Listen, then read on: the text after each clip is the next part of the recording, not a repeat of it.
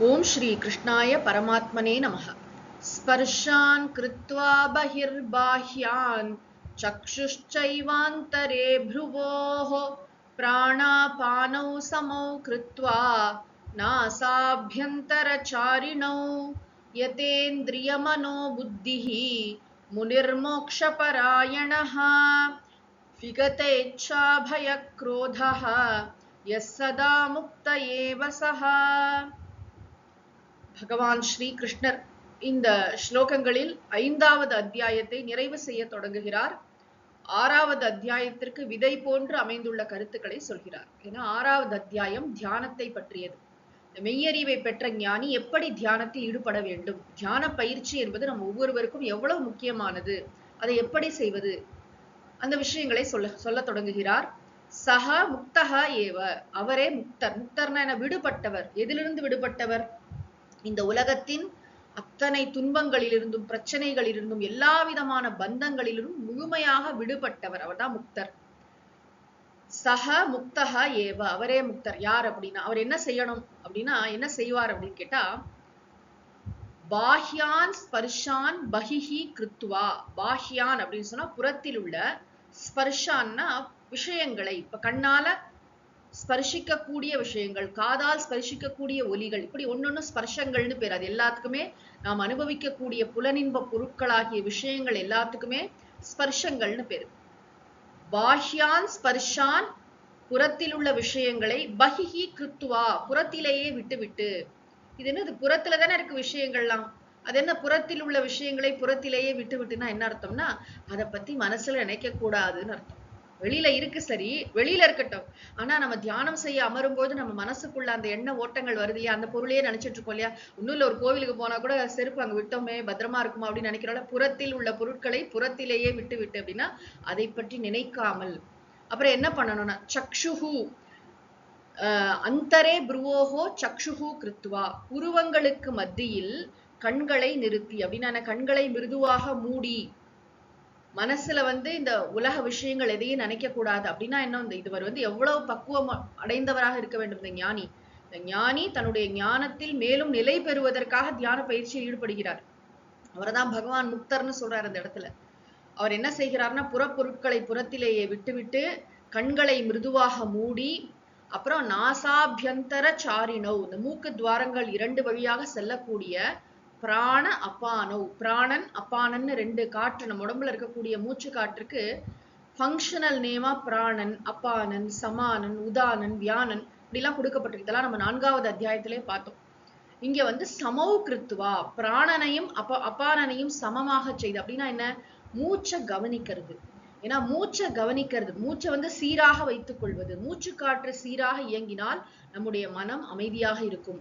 நம்முடைய மனதிற்கும் மூச்சு காற்றுக்கும் மிக நெருங்கிய சம்பந்தம் இருக்கிறது. இதுவரைக்கும் என்ன சொல்லியிருக்காரு அப்படின்னா, புறப்பொருட்களை புறத்திலேயே விட்டு அதை பத்தி நினைக்காம கண்களை மிருதுவாக மூடி மூச்சு காற்றை கவனித்து, அதுக்கப்புறம் அவர் எப்படிப்பட்டவர்னா, யதேந்திரிய மனோ புத்திஹி, இந்திரியங்கள் மனசு புத்தி இதெல்லாம் கட்டுப்பாட்டுல வச்சிருக்காராம். யாரு? இந்த ஞானி. இந்திரியங்கள்னா கண்ணு, காது, மூக்கு, நாக்கு, தோல், அப்புறம் கை, கால், பேசுகின்ற நாக்கு, மலஜலம் கழிக்கின்ற உறுப்பு, எல்லாத்தையுமே இப்ப தியானம் செய்கின்ற நேரத்துல இதனால எந்த காரியம் செய்யாமல் இருக்கிறது தான் யதேந்திரிய மனோபுத்திகி. இந்திரியங்களாலோ மனதாலோ புத்தியாலோ வேறு எந்த செயலிலும் ஈடுபடாமல் தியானத்துல போக்கஸ்டா அமர்ந்திருக்கு. நான் நடந்துட்டே தியானம் பண்றேன், நான் பாட்டு கேட்டுட்டே தியானம் பண்றேன், அப்படிலாம் எந்த அசைவும் கிடையாது. நான் பூ தொடுத்துட்டே தியானம் பண்றேன், எதுவும் கிடையாது. அதாவது இதெல்லாம் டோட்டல் ஓய்வுல இருக்கணும்.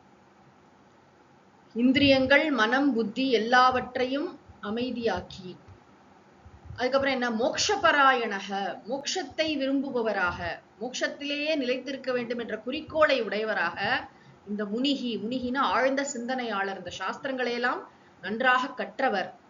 இவர் எப்படிப்பட்டவரா இருக்கிறார்? விகத இச்சா பய குரோதக. இதுல இருக்க ஒரு வார்த்தையும் முக்கியம். இச்சானா தெரியும், ஆசை, அப்புறம் பயம், அப்புறம் கோபம். இச்சா பயம் குரோதம், இது 3லிருந்து விடுபட்டவராக இவர்தான் தியானம் பண்ண முடியும். ஞானியா இருக்கார் அப்படின்னா இவருக்கு நிச்சயமாக ஆசைகள் இருக்க முடியாது. ஏன்னா அந்த ஆசை எங்க இருக்கோ அந்த இடத்துலதான் பயமும் கோபமும் இருக்கும். ஆசை இருக்கும், அந்த ஆசைப்பட்டதை அடைஞ்சிட்டோம் அப்படின்னு சொன்னா அதை நம்ம கிட்ட இருந்து யாராவது பறிச்சிடுவாங்களோ அப்படின்னு பயம் வரும். அதை ரீட்டைன் பண்ணிக்கணுங்கிற இது வரும். தொலைஞ்சு போயிடுமோ, நம்ம கிட்ட இருக்கிற பொருள் வந்து பொருளோ அது என்ன விஷயமா இருக்கலாம், நம்மை விட்டு சென்று விடுமோங்கிற இன்செக்யூரிட்டி வருது இல்லையா, அதை தவிர்க்க முடியாது. ஆக ஆசையின் 2 கிளைகள் தான் இந்த பயமும் கோபமும். ஆசைப்பட்டது நிறைவேறிவிட்டால் பயம் வருகிறது. அதாவது அது நம்ம கூட இருக்கணுமே கடைசி வரைக்கும் அப்படிங்கிற ஒரு இது வருகிறது. அதை தக்க வைத்துக் கொள்ள படாது பாடுபடுகிறோம். ஒருவேளை நம்ம ஆசைப்பட்டது கிடைக்கலன்னா அது பயமா, அது வந்து கோபமாக வடிவம். அது எப்படி எனக்கு கிடைக்காம போச்சுன்னு கோபப்படுறோம். ஆக இந்த ஆசை, பயம், கோபம் இதிலிருந்து விடுபட்டவராக, இப்படித்தான் தியானத்துல யுக்த ஆசீத மத்பரஹா, பகவான் 2வது அத்தியாயத்திலே சொன்னார். எப்படி தியானத்தில் அமர்வானாக, தியானத்தில் அமர வேண்டும் அப்படின்னு சொன்னார் இல்லையா. விகத இச்சா பய குரோதக, இந்த ஆசை, பயம், கோபம் இதிலிருந்தெல்லாம் விடுபட்டவராக, சதா எப்பொழுதும் விடுபட்டவராக யக யார் இருக்கிறாரோ, சக முக்தக ஏவ, அவரே மோட்சத்தில் இருப்பவர், முக்தியில் இருப்பவர், அவரே முக்தர், அவரே சதா முக்தியில் இருப்பவர். இந்த ஸ்லோகத்தின் கருத்துக்களை நாம் மீண்டும் மீண்டும் மனசுல அசை போடணும். அதாவது இந்த ஸ்லோகத்துல 2 விஷயத்த பகவான் சொல்லிருக்கு. யார் முக்தர், அப்புறம் தியானம் செய்வதற்குரிய அந்த விதிமுறைகளையும் பகவான் சுருக்கமாக இங்க சொல்லியிருக்கிறார். இதை பற்றி விரிவாக, ரொம்ப பிராக்டிக்கலாக பல விஷயங்களை பகவான் 6வது அத்தியாயத்தில் நமக்கு சொல்வார். தெளிவாக அங்கு விளக்கமாக நாம் பார்க்கலாம். ஓம் சாந்தி சாந்தி சாந்தி. ஹரி ஓம் தத் சத்.